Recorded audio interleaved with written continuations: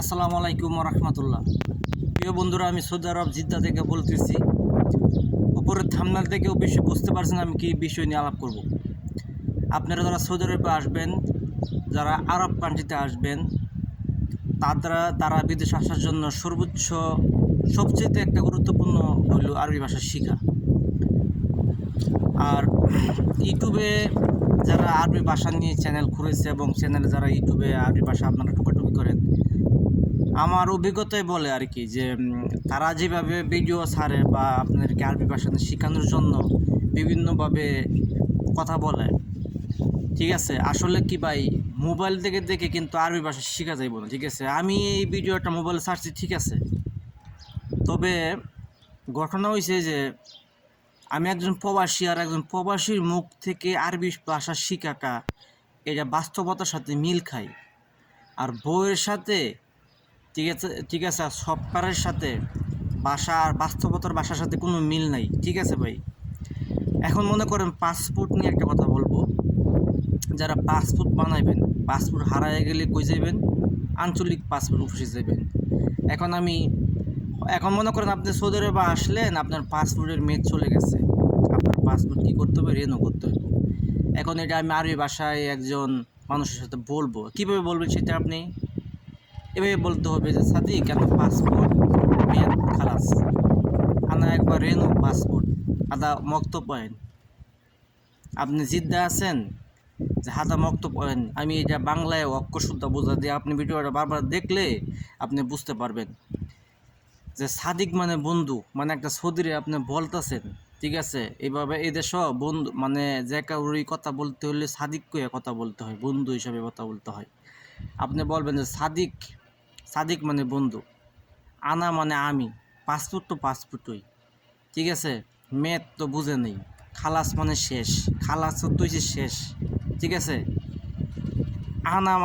আনা মানে আমি, হ্যাঁ, পাসপোর্ট রেনু, ঠিক আছে, রেনু, আনা একবার রেনু মানে আমি করতে চাই রেনু। ঠিক আছে, বা আনা পাসপোর্টটা নেওয়ার রেনু।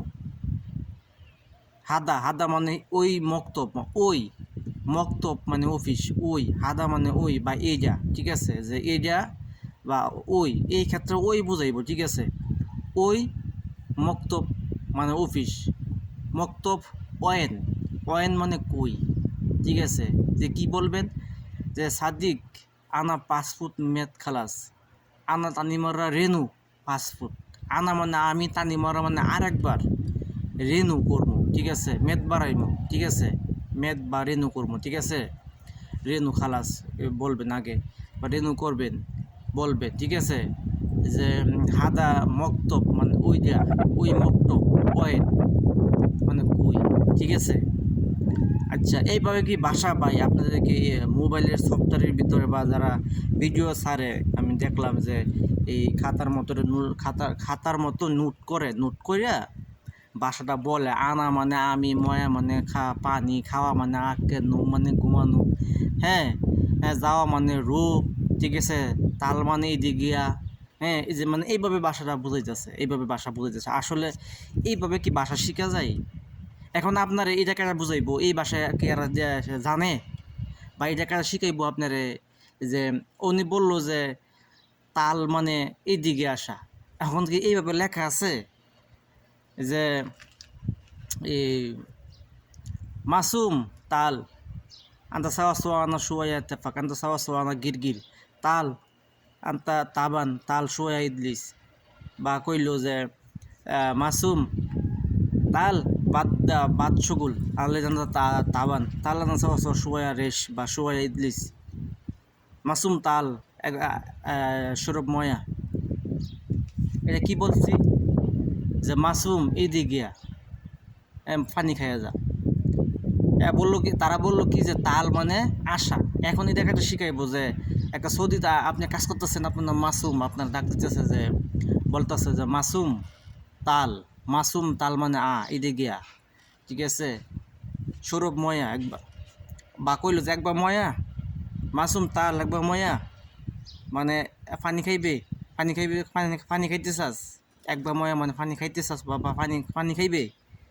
তখন আপনি বলেন এ পানি এ ময়া একবার, বা পরে ও কইব যে কি তাল সুরা, তাল কি কইছে তাল তাড়াতাড়িয়া, তাল মানে আশা বা আইরো, ঠিক আছে, বা সুরা মানে তাড়াতাড়ি, তাল সুরা একবার ময়া, মানে একবার ময়া পানি খাইবে তাড়াতাড়ি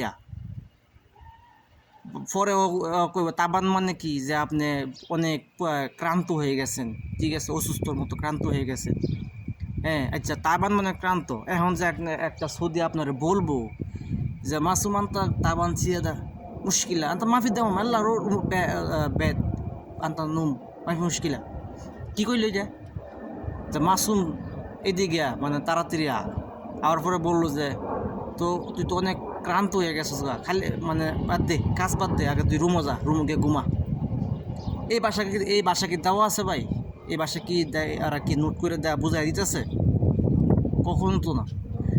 আমি যে অতক্ষণ আপনার সাথে বললাম, আমার বিশ্বাস আমার এই কথাগুলো যদি 2-3 বার রিপিট করেন তাহলে কি ভুল হওয়ার কথা? মেমোরির ভিতরে তো অবশ্যই ঢুকবো নাকি? ঢুকবো না ভাই?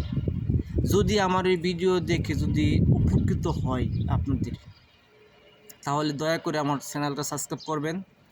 আমি ভিডিও দেব, কারণ হচ্ছে একটা ব্যবসা করতে হলে আগে টাকা ইনভেস্ট করতে হয়, তারপরে লাভ আসে।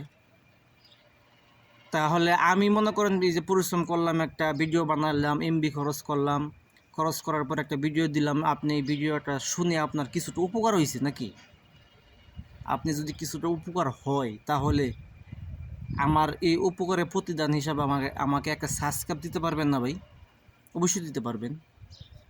আর পাসপোর্টের কথা যেটা বলছিলাম, পাসপোর্ট নিয়ে যে কথা বলছিলাম, যে আপনারা যারা পাসপোর্ট বানাইবেন, ঠিক আছে, অনেকের কাছ থেকে দালালে কিন্তু নর্ম সভ্র ভদ্র এবং গোষ্ঠীর জোর নাই গা, গোষ্ঠীতে মানুষ নাই গা, বাড়িতে ফ্যামিলিতে তেমন কোনো মানুষ নাই গা, এই ধরনের নরম মানুষদেরকে দালাল নামে চক্র, দালাল নামে মানুষ যারা আছে ওরা টার্গেট কইরা বলে যে পাসপোর্ট বানাইলে তো মেলা টেহা লাগবো রে, কেউ টেহা লাগবো, কলে টেহা লাগে যাবো গা, 15-16 টেহা লাগে যাবো গা, ওই যে তোর তো এই তোর নামের একটা অক্ষর ভুল আছে, ইয়া সমস্যা, বা তোর বাপের নাম তোর মার নাম এক না, হ্যাঁ বাপের নাম তোর নাম এই মানে বাপের লগে মিয়া নাই, এই সমস্ত কষ্ট করে বুঝাইব, ঠিক আছে, বুঝাই কইব যে তোর তো মেলা টেয়া লাগে যাবো, 20-25 হাজার 16-17-18 টেয়া লাগে যাবো, একদমই না। দালালের চক্করে কখনো পাওয়া দিবেন না, ঠিক আছে, এইভাবে কখনো পাওয়া দিবেন না। আপনার সর্বোচ্চ নতুন একটা পাসপোর্ট বানাইলে আপনার সর্বোচ্চ খরচ যাবে কত জানেন? 8 থেকে 9 হাজার। যদি আপনার বাপের নাম ভুল থাকে, মার নাম ভুল থাকে, আপনার নাম ভুল থাকে, তাহলে এই ভুল নাম সংশোধন করার জন্য আপনার খরচ দিতে পারে উফে গেলে 9 থেকে 10 হাজার, ঠিক আছে, আরও কমও লাগতে পারে, কিন্তু এর বেশি লাগবে না, ঠিক আছে। আমি যেটা বলছি, কারণ আমি এই ব্যথায় জর্জরিত, আমি এইটার সাথে ফেস করছি, তো এই জন্য আমি জানি, ঠিক আছে। তো আমার চ্যানেলটা সাবস্ক্রাইব করবেন, কারণ সাবস্ক্রাইব দিলে কী হতে জানেন, আরও ভালো ভালো ভিডিও দিতে উৎসাহ থাকে, ঠিক আছে। তো সালামু আলাইকুম।